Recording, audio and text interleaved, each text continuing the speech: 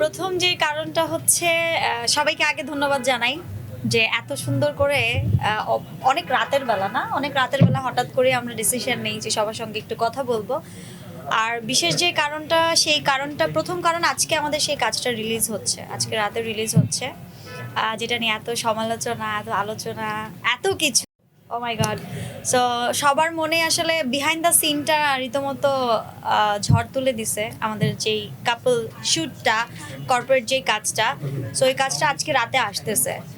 And আপনাদের কিছু questions থাকলে, আপনাদের অনেকের প্রশ্ন আছে, আমরা আসলে দুজনই এই শর্ট টাইম, তো অল্প দিনের জন্য আসে, একদম শর্ট টাইমের মধ্যে আমাদের আরও দুটো প্রজেক্ট নেমেছে।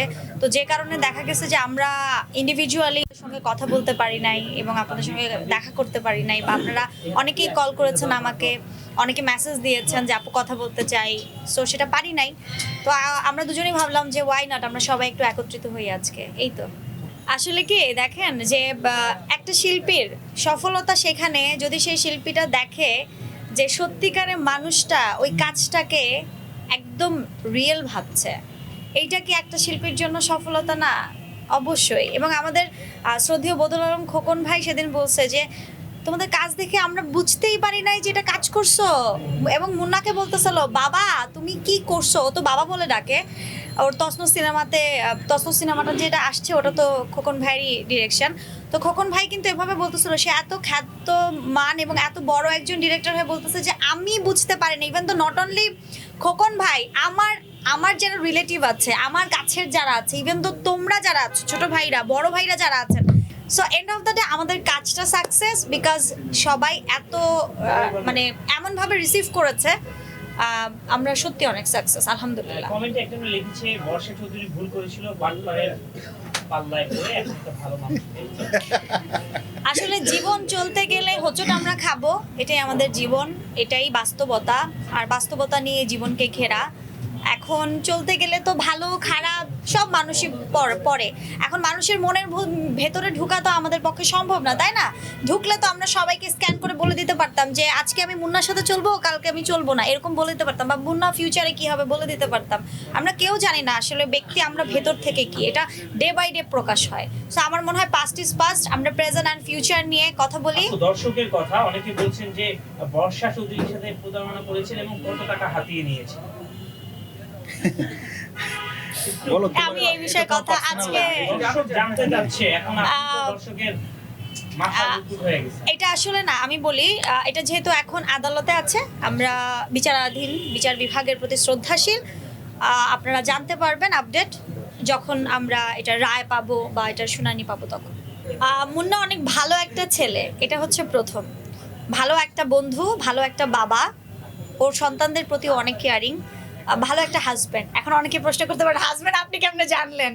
বিকজ ওর ওয়াইফ আমার খুবই কাছের এবং ওর ওয়াইফের সঙ্গে আমার কন্টিনিউসলি কথা হয়। তো এই দিক থেকে মুন্না সাকসেসফুল একজন বিজনেসম্যান, একজন প্রডিউসার, এবং আমার মনে হয় ও সাকসেসফুল ওর লাইফে, বাস্তব জীবনে। এবং ও অভিনয়টাকে খুব চর্চা করে। ওকে কোনো কিছু লেসন দিলে যে এটা করো বা ওইটা করো বা এটা কইরো না ওইটা কইরো না, ওরা সব কথা শুনে।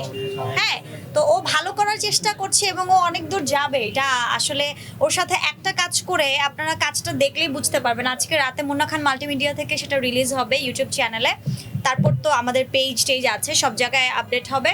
আপনারা দেখলেই বুঝতে পারবেন যে ওর কাজের প্রতি অনেক বেশি দৃঢ় এবং ও ফিউচারে অনেক ভালো করবে। যেহেতু আমাদের বাংলাদেশে আসলে কি বলবো, নায়কের খুব অভাব, সেই অভাবটা ইনশাআল্লাহ মুন্না পূরণ করতে পারবে। আপু যেভাবে আপনারা ফটোশুট করছেন, গুঞ্জন উঠেছে যে আসলে প্রেমের সম্পর্কে কি জড়িয়েছেন কিনা? হ্যাঁ, প্রেম আছে, বন্ধুত্বের একটা প্রেম আছে। প্রেম তো বাবা মার সাথে থাকে, আপনার সঙ্গে আমার আছে, সবার সাথে সবার আছে। সো ওর সাথে আমার খুব ভালো একটা প্রেম আছে, সেই প্রেমটা আসলে বন্ধুত্বের, সারা জীবনের।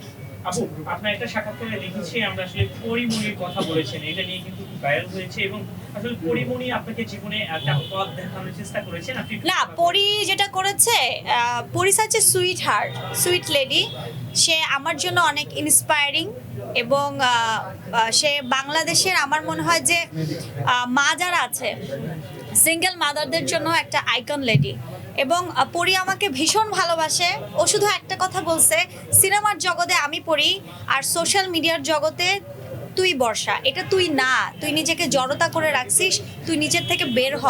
তো ওর কিছু কথা অল্প কিছু কথা, এবং ও আমি যখন খুব আপসেট থাকি ও আমাকে খুব পুশ করে, আমাকে খুব প্যাম্পার করার চেষ্টা করে। সো ও আমার জন্য একটা ব্লেসিং, পরিমণি আমার জন্য একটা ব্লেসিং, বিকজ আমি এটা এক্সপ্লেনেশন দিতে পারবো না যে ওর কথাবার্তাগুলো কেমন মেডিসিনের মতো আমার লাইফে কাজ করছে।